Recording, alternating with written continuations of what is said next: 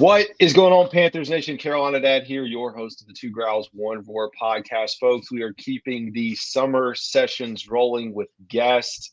Today, I'm joined by Ryan Smith, host of the Inside the Vault Carolina Panthers podcast for the Fans First Sports Network. Make sure I got that part right.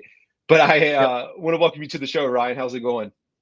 I'm doing good, sir. How are you? It's good to be on. Doing well, man. And so for those who don't know, I've been on Ryan's podcast twice. I told him, as soon as I start bringing on guests, I'm going to call him up.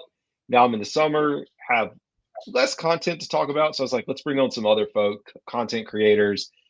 So here we are, and I'm glad to have you on. And I did want to start just to give, listeners that may not have listened to my show, may not listen to your show, a little bit of insight into your show. So I was curious, how did you get started with the podcast? And also wanted to hear about some of the names of, you got some pretty good big folks on there. Yeah. So essentially Desmond Johnson, who was over at Tobacco Road Sports Radio, he runs Tobacco Road Sports Radio, which is the Triad home for you've got podcast, different type of debate shows on there. Check out youtube.com/tobacco radio. That is Desmond's baby, his YouTube page there. That's where also my episodes that are non-podcast form will also be there on YouTube as well. So Desmond is kind of the brains behind Tobacco Road. And then he essentially was approached by Fans First, as you mentioned at the top, to start a Panther-specific podcast channel.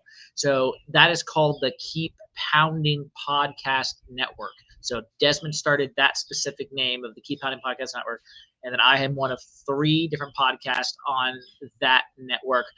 So you've got myself, Inside the Vault, essentially interviewing different guests, and in that style format. You've got Embrace Debate, 2 different content creators who are basically debating back and forth the different topics, and just in a debate style, whatever they want to talk about. And then you've got the Cat Cave, excuse me. They are essentially also not quite a debate, but they're more just analysis on the recent day-to-day, week-to-week events that as it happens, as news drops, they basically analyze it and go over their analysis of it, for lack of a better word. So that's essentially how I got started. I started with Joe Person of The Athletic, a good friend of the show and someone who I think Panther fans know if they're on Twitter or X for any amount of time. Joe Person has broke a lot of news. So he was someone I just emailed, and he got back to me, and he was the very first person on Inside the Vault.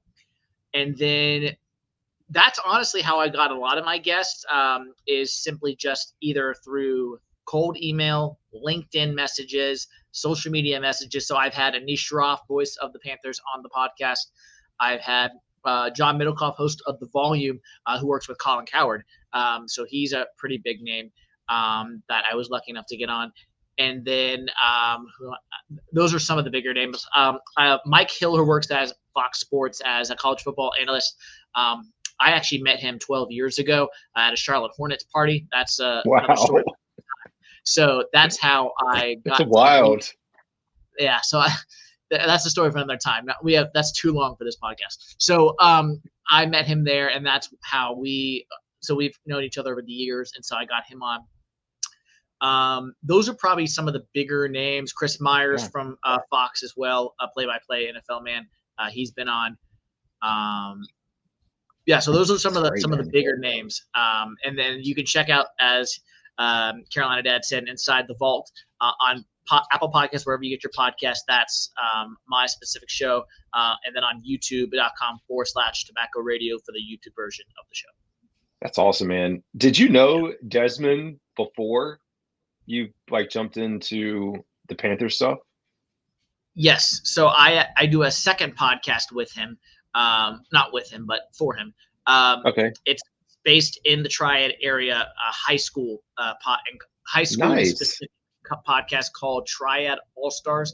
So I shouldn't say high school, but it's the high school athletes have been on, but I've had different athletes from the Triad region who are either currently in high school, currently in college, or even in the professional leagues as well. People who are based in Triad, part of our state of North Carolina, because that's where Desmond is based, and that's where he kind of started everything out. Nice. There. So that's really how I cool. got that. Yep, Triad Where? All-Stars. Yeah, and I saw that in your bio too, so I'm gonna have to go listen to that one. So you say Triad. Where are you located, city wise? So ironically, I'm not in the Triad area. I am located. I'm located outside of Raleigh, so I actually live in a suburb outside of Raleigh. So I'm in the Raleigh area. Born and raised in the Charlotte area, so I was in Charlotte for a long time before being up here in the Raleigh area. I was born and raised there. But yeah, I'm actually outside of Raleigh. I'm not in the Triad area. I actually used to host for Learfield in Winston-Salem. Yeah.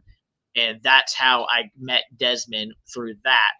And that's essentially how I got the introduction with Desmond. That is wild. That's awesome, man. And I know Desmond has the Believe in network with Believe in Panthers. Believe in Panthers podcast with Sports Illustrated writer Skylar Callahan, who does West Virginia football and also writes for the Panthers as well. And then Jonathan Stewart, former Pro Bowl Panthers running back, Thunder and Lightning with D'Angelo Williams back in the day. He also on the podcast. They rotate guests, and I'm trying to remember. So this may not be 100% out there, but Thomas Davis was initially supposed to be the person on Believe instead of Jonathan Stewart, and then he actually had to back out. And so Jonathan Stewart is the person who ended up being on. But Thomas Davis was supposed to be the original Believe guest with rotating guest with Desmond. That's crazy. I did not know that fact. But yeah, it's cool from my vantage point just to hear, just because we have like a former player that runs a podcast and you're kind of tied into that network too, bringing on all these guests. So hopefully I will one day step up my game and get some of those guys on my show too. But that's awesome, man. So we are here to talk a little bit of Panthers, and I know I've come onto your show. We've talked a little bit about everything during the season, and we talked about everything after the season. But I think I've talked about it till I'm blue in the face. Would love to hear your general thoughts on, the entire offseason. I know that's a lot to summarize, but, whether it's hirings, draft picks, free agent moves, anything else, like, what do you think about this offseason for the Panthers? Well, so it's been, I would say, chaos-free, if you will, compared to some of the other off seasons. We hired Dave Canales, who is a ball of energy, someone who is he's not a yes man, but he is someone who, he's high energy. He will tell you how he's doing. He wants to know how you're doing genuinely, and he knows ball. He wants to coach Bryce Young specifically. That's a good thing. So I like the hire of Dan Canales. Promoting Dan Morgan to GM, I thought that was a really good move.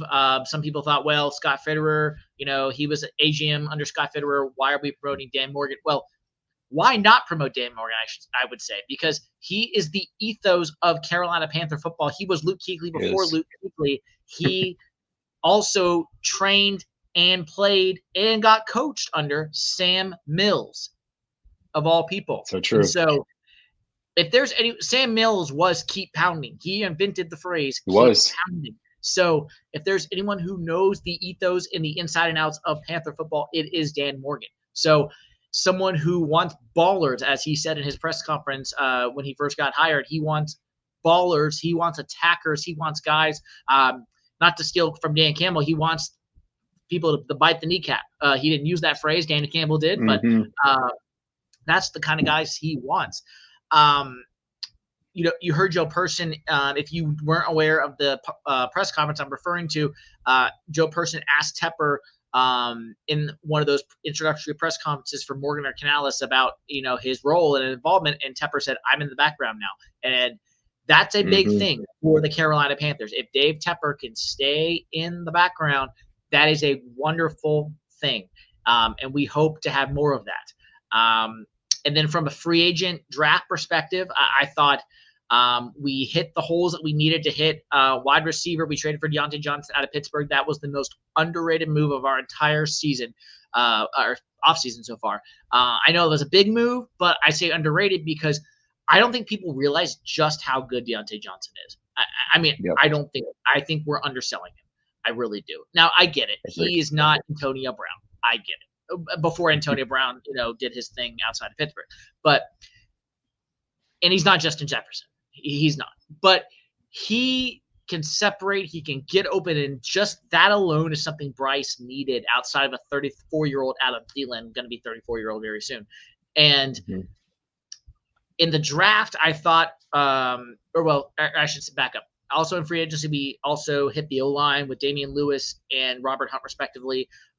Brady Christian, who I loved in that role, unfortunately is now a backup. I hated that, unfortunately, for him. But I do think he's going to be one of our swing tackles or backup center to Corbett. We can go into that later. Don't want to steal all your thunder questions. No, you're good. Going into the draft, I thought Xavier Leggett was probably one of the better picks that we could have gotten at receiver. He's someone I believe has a lot of tangible ball skills that will translate to the NFL. He can go up and get it. He reminds me of a DK Metcalf and A.J. Brown. Not as polished as them. He's still going to have to work on the route running, but someone who has that mold. But my favorite pick out of this class is actually Jatavian Sanders, the tight end out of Texas. I think he has the chance to be Greg Olsen for us in 2025, 2026 down the road. Probably not this year, but maybe in year 2, year 3. And then Jonathan Brooks is a home run hitter. We have not had someone like him since Christian McCaffrey, someone who I still to this day am very sad that we traded away. But again, another story for another pod.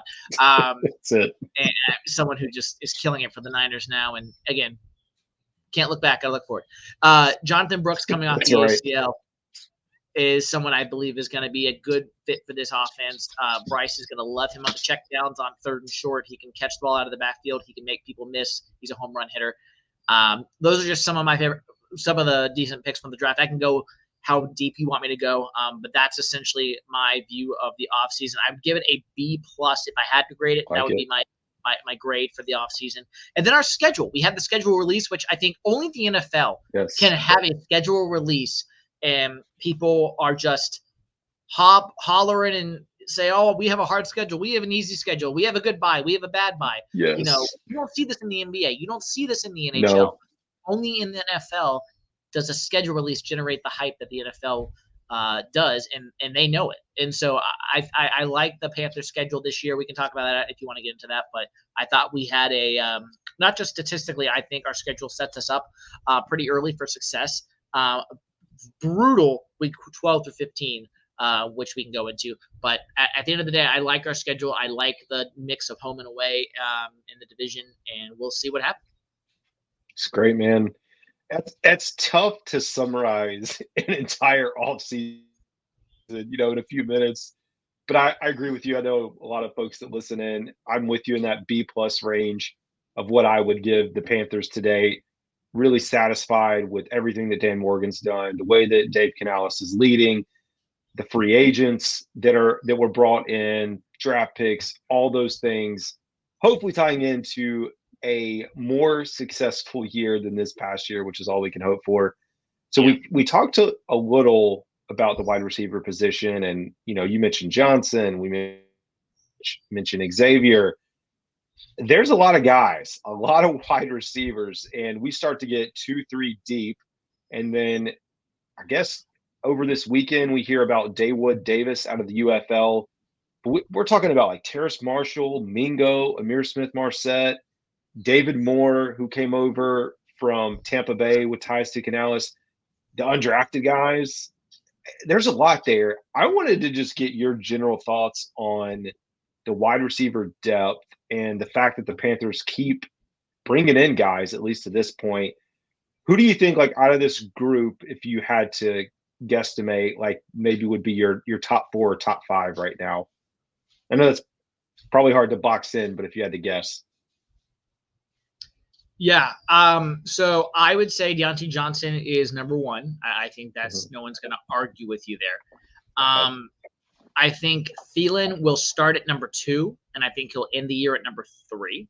I think the hope is Xavier Leggett will be able to be our number 2 receiver at the end of the year. But I'll say he starts at number 3, maybe even number 4.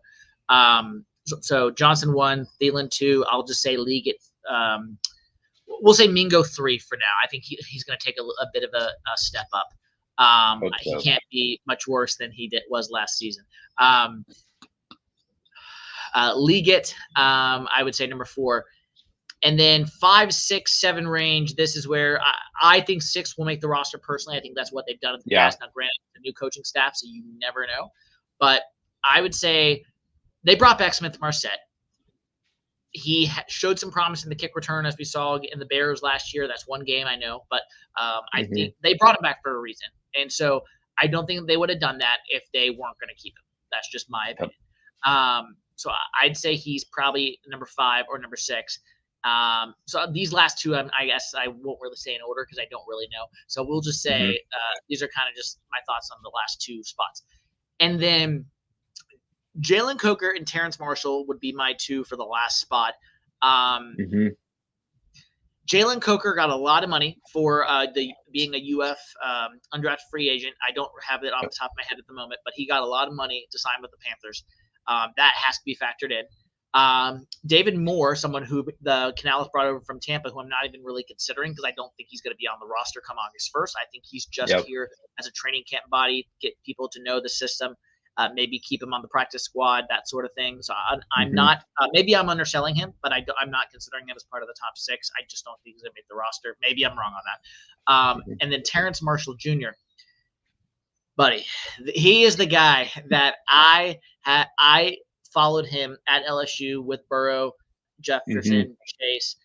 He was actually leading the team in touchdowns before he got hurt. And then Jefferson and Chase kind of stepped up, and obviously they stepped up in a big way and kind of took off, and now they're obviously NFL superstars. Thriving. Marshall has the skills. He's not Jefferson and he's not Chase. We know that, obviously. But he can be that big body. Please do not say I'm comparing him to this person. He wears 88 like CeeDee Lamb does, but CeeDee Lamb is a big bodied receiver for the Dallas Cowboys. I'm not saying he's as good as CeeDee Lamb. I'm saying he can be that big body catcher down the field like CeeDee Lamb is. That's all I'm saying. So I think if he can actually limit the mistakes and he can get off the line and actually because he can get open. The buddy can get open. He just needs to limit the mistakes that he's made that's cost him the snaps, practice better habits, which I think Canales is really going to make sure he is going to have. Unlike, I think still Steve Wilkes was the first coach to really give him a chance. I don't think he really got a chance under Rule and under Reich. So I think Canales is going to give him a chance. I just don't see him just sweeping him under the rug and saying, you've had your chances, goodbye. I don't think that's going to happen. So if I had to guess right now, I think Coker ends up on the practice squad because he is a UDFA, and Marshall and I'm blanking now. Marshall and Smith Marset get those last 2 spots, 5 or 6, 6 or 5, however you want to say that. That's my guess on that. But I do love me some Terrence Marshall Jr. And unlike a lot of people, I hope he succeeds. And whether that's or not, I just want to see him succeed. I agree with you, man. Yeah, that's a great analysis. And I'm with you as far as like Johnson, XL, Adam Thielen, Mingo, Amir. I do think that 6th spot for Terrace Marshall or one of these other guys, whoever that's going to be, it's going to be a fun.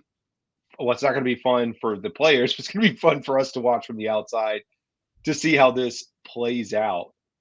So taking a little bit of a turn, and I saw, online, I think the podcast, y'all retweeted the renovation video that was put out by the Panthers. And I just had Alex Zetlow, the Charlotte Observer, on this past week to talk about renovations. But as you know, I think it's a hot topic right now. I'm curious what your thoughts are on the proposal. Is there anything that you wish we did have that you don't see, or think it's a good thing or bad? Just want to get your thoughts on it. Well, ironically, I'm actually having Mike K on the pod tomorrow. So Mike K from Charlotte Nice. Observer will be here with me tomorrow. So just stay tuned for that. Love it. I'm pulling up the proposal as you're talking to me about this so I can refresh my memory about the actual proposal and all that is. Well, I think most fans would tell you that the turf instead of grass. I think there's no grass installment in here, so I think fans would tell you about that. Agree. I can't take credit for this. There was no mention of a dome, and I think Tepper said COVID changed his mind when it comes to dome stadiums, and he wanted the open air stadiums. Now, that's all well and good, and I don't think I have an opinion either way about I'm pro or anti dome. That's not my point. I'm just saying if Tepper wants a Super Bowl in Carolina from a host perspective, not the Panthers winning one, just if Charlotte wanted to host to host one, right? Yep. I think you're going to need a dome. They don't like the open air stadiums for Super Bowls unless you're in like an Arizona, or no, Arizona has the open. Unless you're in a Santa Clara for the 49ers. Santa Clara. Yeah. Miami. Right. Warm weather cities. Which Charlotte can be warm at times, but it but can. Not like it's that. Like not like that. So those are the two things that stick out to me.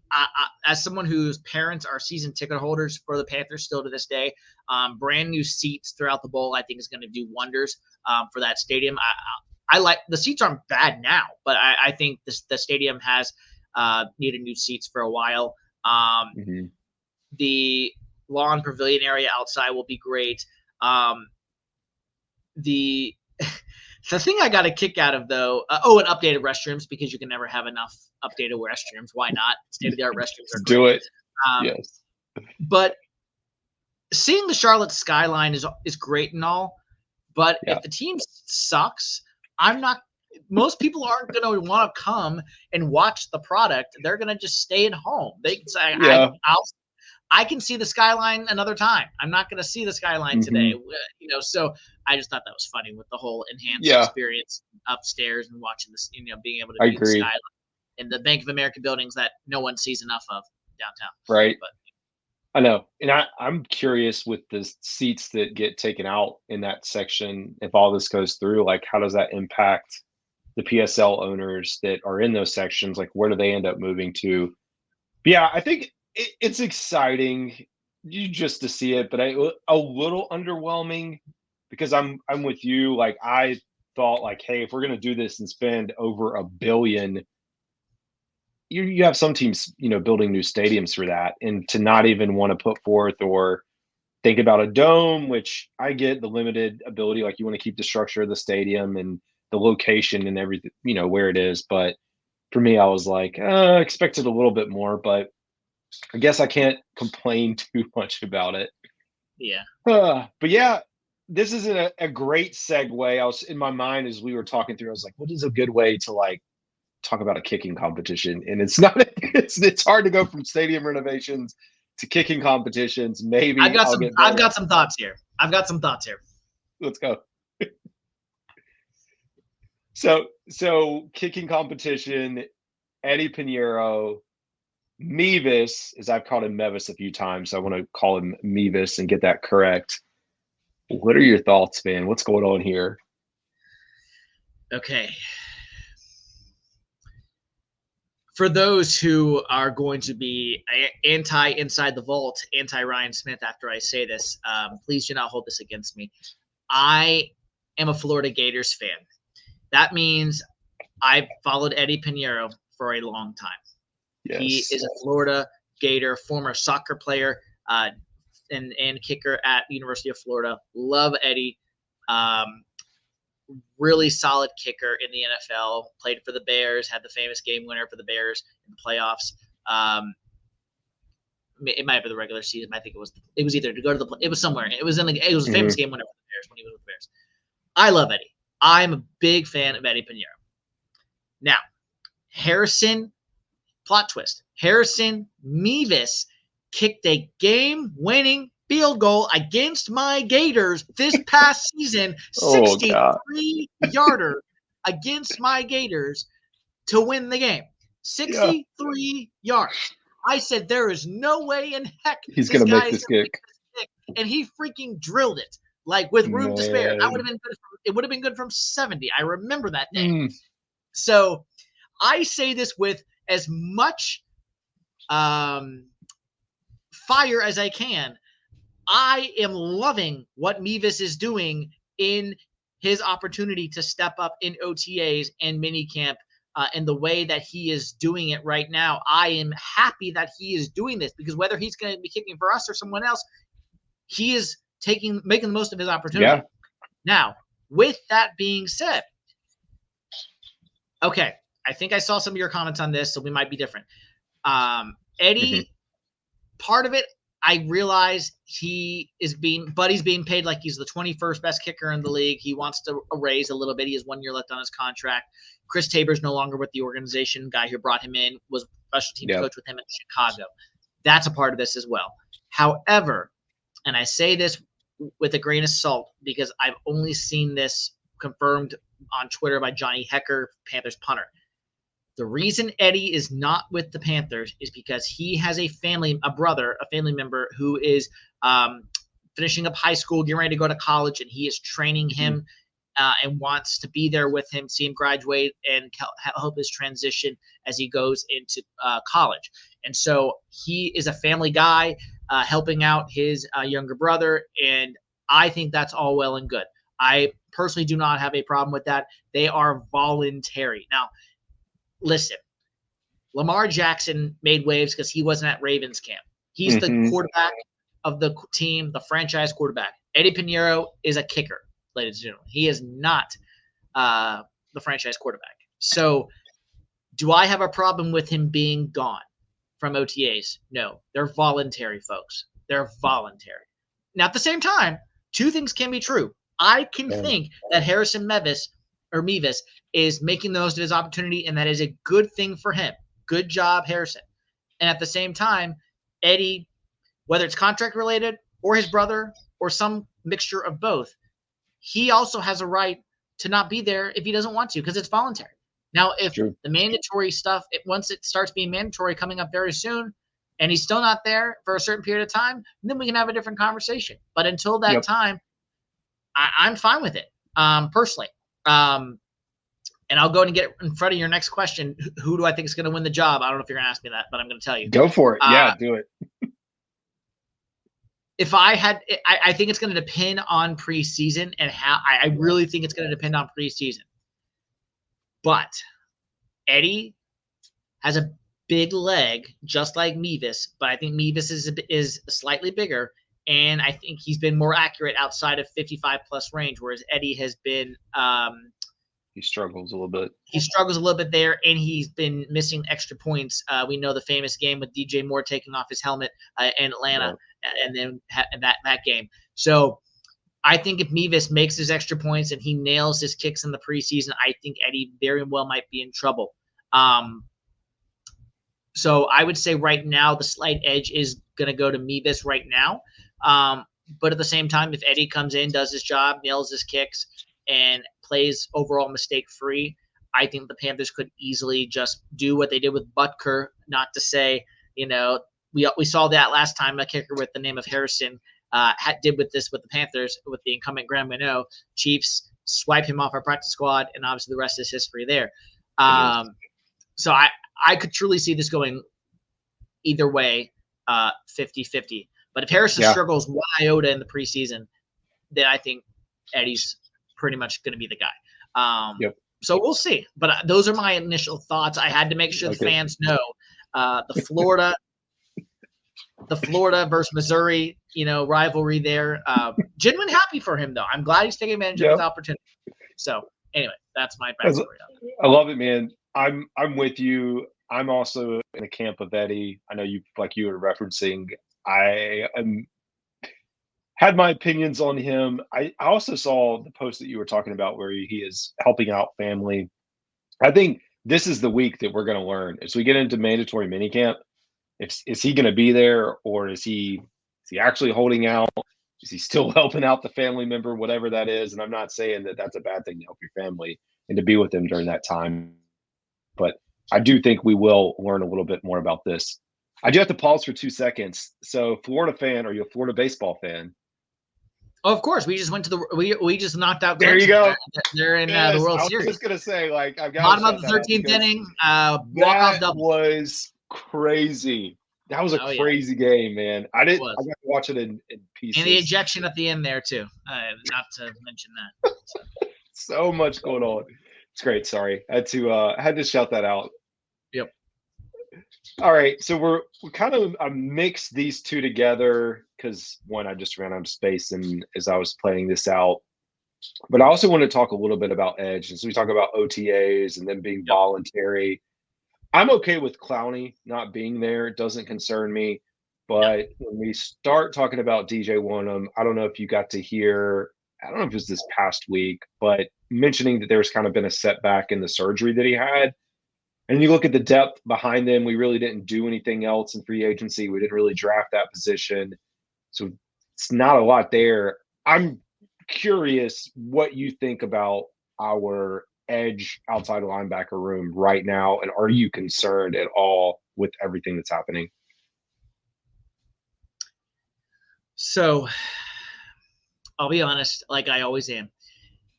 I am cautiously optimistic is how I'm going to phrase this.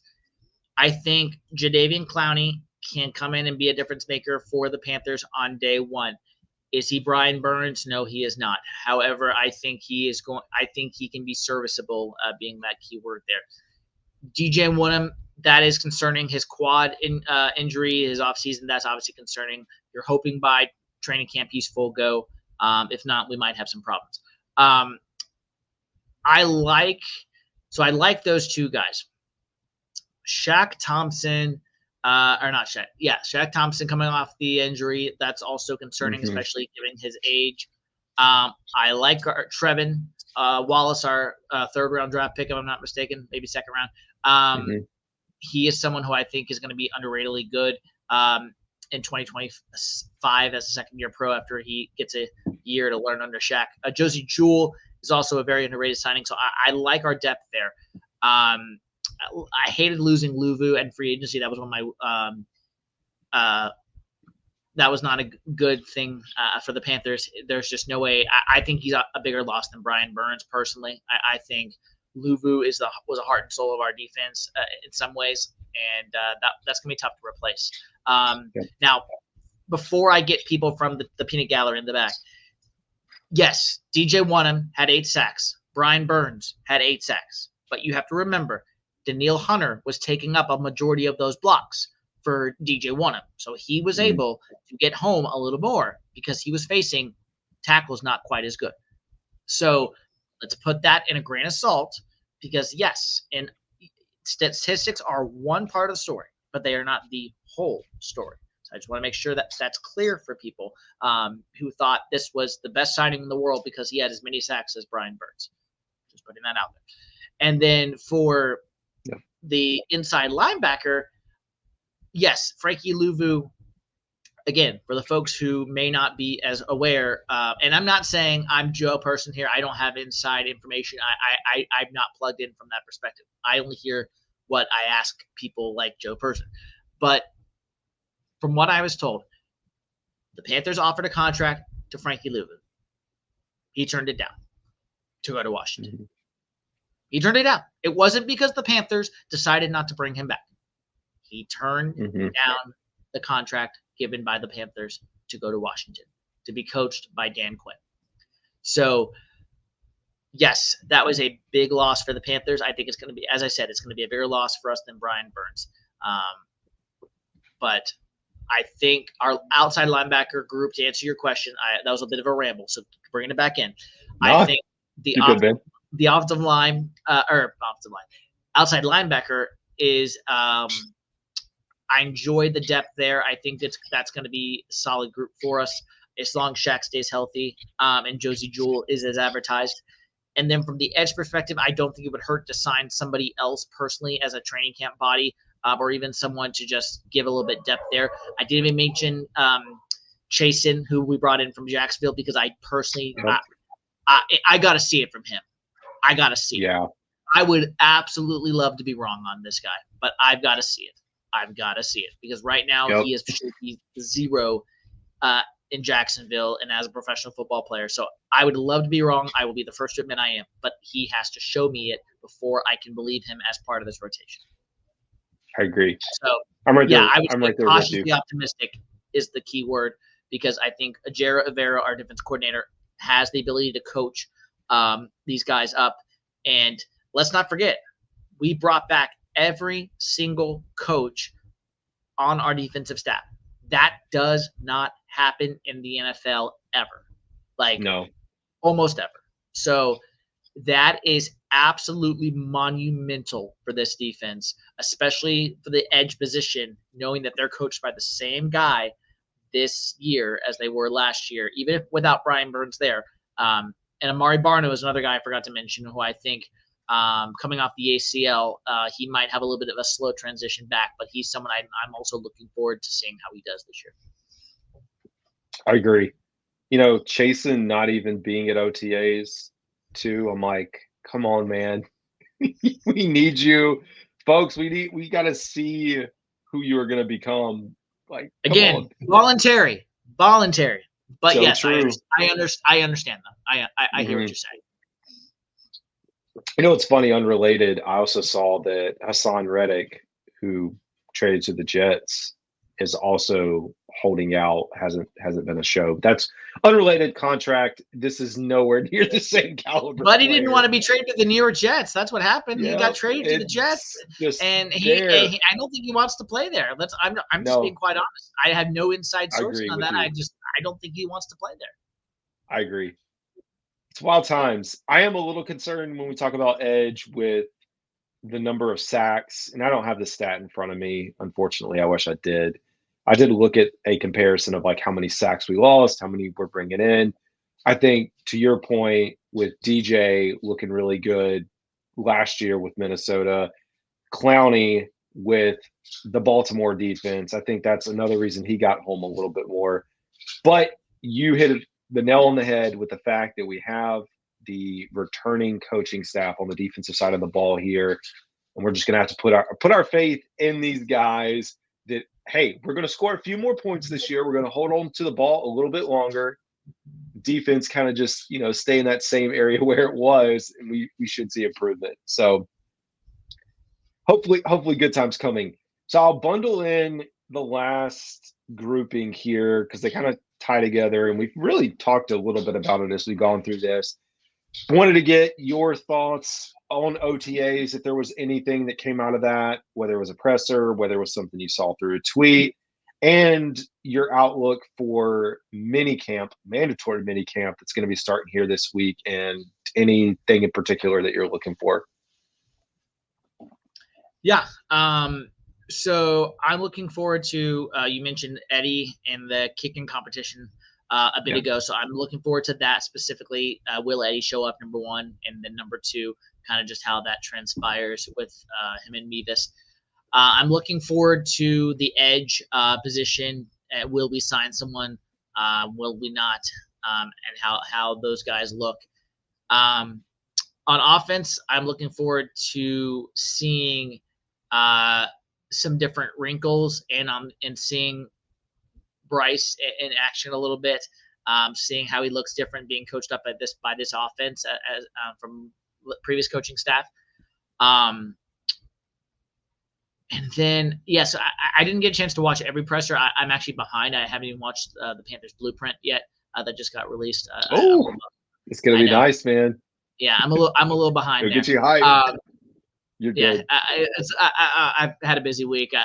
For those who may not know, I also do play-by-play and hosting PA public address announcing at times as well.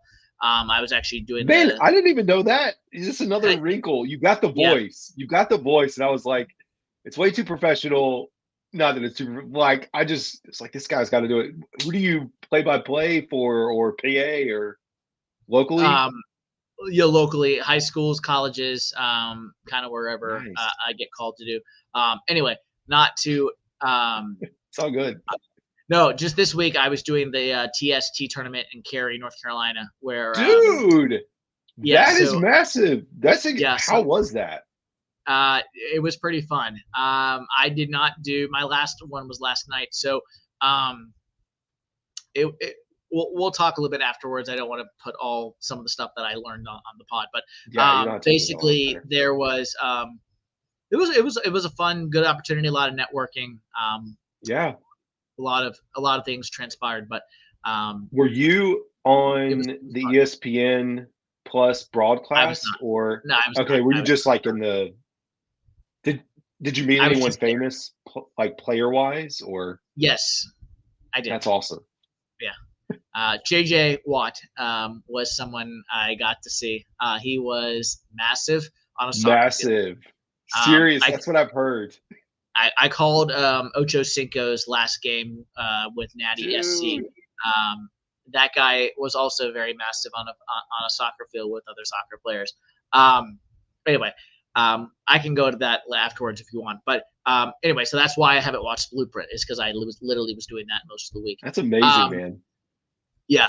The other position I am looking forward to, so another guest that I had on earlier in the offseason that I did not plug, the only player that I've had on as of now, current former Panthers defensive end Al Wallace was one of my guests back in May, April timeframe.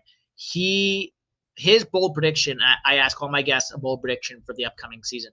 His prediction is that we're going to see JC Horn healthy for all 17 games. So I am looking forward to seeing JC in minicamp and throughout the offseason and training camp because I've heard he changed up his body routine and his weightlifting and some of the things that he's been doing, his training. And that worked for Christian McCaffrey as well. And ironically, that was right after he left Carolina and got traded, unfortunately. But I'm hoping that what that's worked for Christian is going to also translate to JC as well. So that is really someone I'm looking forward to. And whether we sign Stephon Gilmore as well for corner depth as well, that is something I definitely think should happen. I am pro Gilmore. I think he has not lost a step, and he could be an outstanding addition to our corner room. So I'm hoping that we can re-sign him for his second term with the Panthers. It's right. Coming back. He had that 2020. I think it was 22, I want to say. Yeah, he intercepted Matt Ryan down in Atlanta. I happened to be at that game where he was there. So anyway, awesome, those are some of the things that I'm looking for at the minicamp. Awesome. Well, I think kind of everything that you said aligns with me. Hoping to get a little bit more out of it this week. Hearing what the coaches say, should have everyone there. I mean, we're going to know, if we have these no-shows, I mean, they'll get fined at this point, but hopefully we see everyone there. So I'm not going to steal your bold prediction question, but I did want to get your thoughts or outlook on the season in general. Like, what are you thinking? If you want to throw out a win total, you can, or if you just want to say, hey, I think we're going to do this or this, would love to hear your thoughts. Okay. So taking my podcast Panther hat off, my fan Panther hat off, taking that all off, putting it on the table, imaginary hat for the fans because I am a bald guy. No hat on today. So I was completely wrong last year on Tampa Bay. I said they would finish dead last in the division, and they proved everybody wrong, including most of the national media as well. Did. Me too. I think New Orleans Saints will finish last in this division this year. Their roster is getting way old on the defensive side of the ball. They still have Derek Carr at quarterback. Alvin Kamara is a year older. Michael Thomas is no longer on that team. I don't know a lot about the Saints outside of that, but I do know those facts. Those are facts that I just said. Yep. So I'm just not a believer in the Saints. So I think at worst, the Panthers will finish third in the division at worst. I don't know if they'll finish first. I don't know if they'll finish second. I don't know if they'll finish third. A lot of things will have to happen throughout the season for that to happen, to see what we happen there. So if I had to take a step, I'm going to say some people say that this season is about Bryce Young's development. This season is about not wins and losses, but can the Panthers just show can they have a heartbeat? Can they have a pulse? They didn't really have a pulse last year. And I say to that respectfully, I just don't agree. Mm-hmm. At the end of the day, the players and coaches want to win. They want to step out on that field every time they play. Those blood, sweat, and tears, they want to win. Now, realistically speaking, do I think Dave Canales and the Panthers will win 5-6 games this season? Absolutely, I think they can do that. Do I think they can win more than that? Yes, they can. That's their schedule definitely sets that up. So I'm going to say, instead of a record, I will say a range. I think the Panthers will win minimum of 5 games. And I will say a maximum if like everything comes together and we just go to another gear that most people don't think we have, I'll say a maximum of 9. That would be my guess. 5 to 9. I'm sold. Do I think it's the 9? No, I don't. But I think if there is a chance it could happen if things come together, because we do still have the NFC South. Let's fact check here. Baker Mayfield still the quarterback of the Bucs. Yes, they won the division. They lost Dave Canales, obviously, to us. Liam Cohen, who they hired, is familiar with Baker in his brief stint with the Rams after we traded him there. However, they still are going through a bit of a transition with a new offensive staff, just like we are. Kirk Cousins coming off an Achilles. The guy is Kirk Cousins. The Vikings decided not to be in that camp any longer, and they wanted to get rid of him and move off. They wanted better than first round of the playoffs quarterback play. And I already mentioned the Saints with Carr. So I'm not saying we're going to win the division because I don't think we will. But I think that's my prediction. I do not think we will win the division. But I think we will finish bare minimum 3rd place. And if I would say things were to align and we win 9 games, then that very well could be first in the division if things obviously did pop off. Yeah. So I would say 5 to 9 games is the range that I'm thinking for this team this year. If I had to put a number on it, if you held a gun to my head and told me to put a number on it, I would say 7. I like it, man. I like it. I'm right in your camp too. I think that's a good prediction for this season and a good outlook from there. Well, man, it has been a pleasure having you on the show. Where can people find you if they want to learn more or follow the podcast? So the YouTube version of our podcast, Inside the Vault, like I said, is youtube.com/Tobacco Radio. That's for the YouTube version. If you want to do podcast version, you can listen on Apple, Spotify, wherever you get your podcast. Download Inside the Vault. Part of the Keep Counting Podcast Network, which is going to be what you'll see. But then Inside the Vault is the one that is mine on that podcast network. And then, and I have to always check this because I never actually look at my Twitter handle. Follow me on Twitter. No, I'm not going to say X, at SRyanSmith7. That is my Twitter handle there. I do have Instagram. I do have others. I don't use that one quite as much. I just use X for the most part. But you can follow me on Twitter at SRyanSmith7. Awesome, man. Y'all go out and follow him. Check out his podcast, all the great content, all the great guests. And until next time, y'all, that is going to do it.